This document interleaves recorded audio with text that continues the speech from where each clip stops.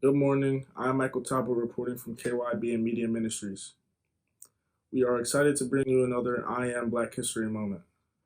Our very own Minister Avon Harris is our interviewer this morning who will present and introduce our I Am Black History guest. Let's get started. We have here with us one of our trailblazers, one of our pioneers, one of our fathers, our seasoned fathers among us. Won't you tell us who you are? My name is Brother Claude Ervin. I am the son of Henry Ervin and Dorothy Mae Friesel. I was born March 13, 1942, in a tin-roof house on a farm in Blytheville, Arkansas. I lived there with my grandparents on my father's side of the family. And by the way, my grandfather was white. My father's great-grandmother was a slave.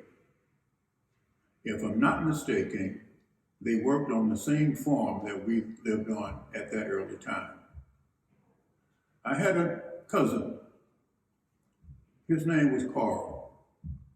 Carl and I, we played together. We were always getting into trouble. And at that time, when you got into trouble, you knew what was coming. It was whipping time. There was a peach tree outside the kitchen window, and whenever we did something wrong, our grandmother said, "Go get me a switch, boy." Wow. And so we got our beating for that mistake that we made, and we didn't make the same mistakes too often. I know that's right. My father and mother, they were married approximately 7 years. At the end of around 1949, I think it was, my mother and father separated. So my mother and I, we moved to East St. Louis, Illinois. There, after a while, she remarried. Living in East St. Louis, it was like living segregated due to the fact that I lived in the south end of the city and only black people lived there. Every now and then you might see a white person making some deliveries, but otherwise it was just us. If we went into town, we knew that it was segregated. There was a Woolworth's convenience store there. Most of you know the story about the Woolworth store. That is where the sit-in took place. Those 4 young men, freshmen in college, they decided to go in and they were going to sit down at the counter because they knew they weren't going to be served, but they went anyway. So there was a problem. They didn't run from it. They were solutions to the problem. I graduated from high school in 1960. Went to college, was there for 5 years. Now in my years in high school, it was a segregated school.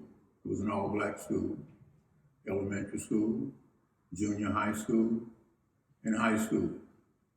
However, there was an integrated school across town, but I had no way of getting there. When my father-in-law went to work, he used a car. The only other way to get there was to walk, but that was too far. The buses from my area of town did not go in that direction. So I went to a school called Lincoln High School, all-black school. When I graduated in 1960, I got a football scholarship to a school in Iowa, Parsons College. I played football for 1 year. I played basketball for the other 4 years. And that is where I met my now wife, Lily Beatrice Ervin. All right.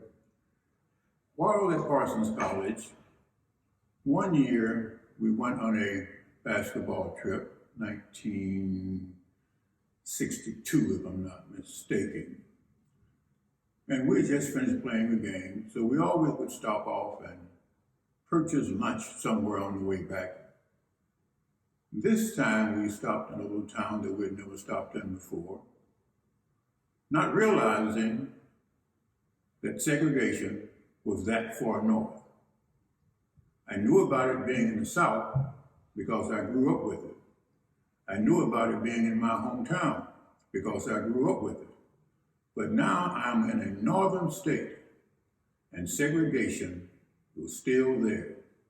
We walked in, we sat down, the owner came over and said, "You can't eat here." There was about 15 of us, 5 of us were black. Our coach politely said, "Fellas, get your things, we'll leave." Our coach continued to apologize for what he had no control over. But that was the way of life at that time. So we accepted it.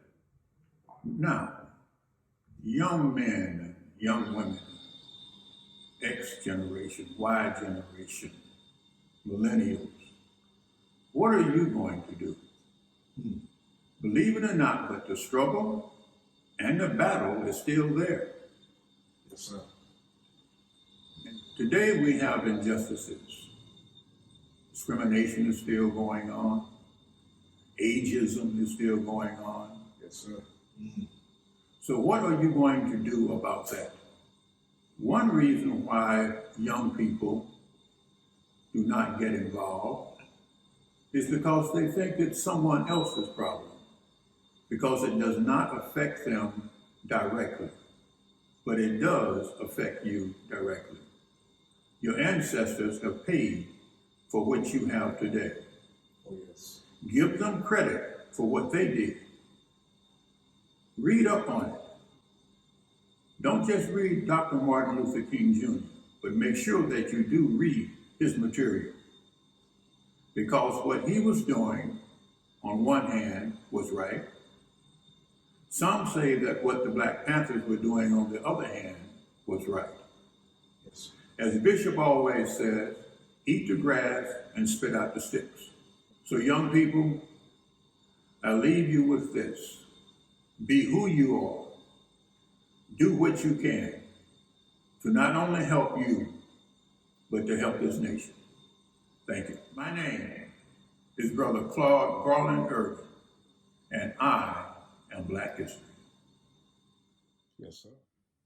So if you want to hear more, join us downstairs on February 23rd to honor our I Am Black History. This is Michael Talbot signing out till next time.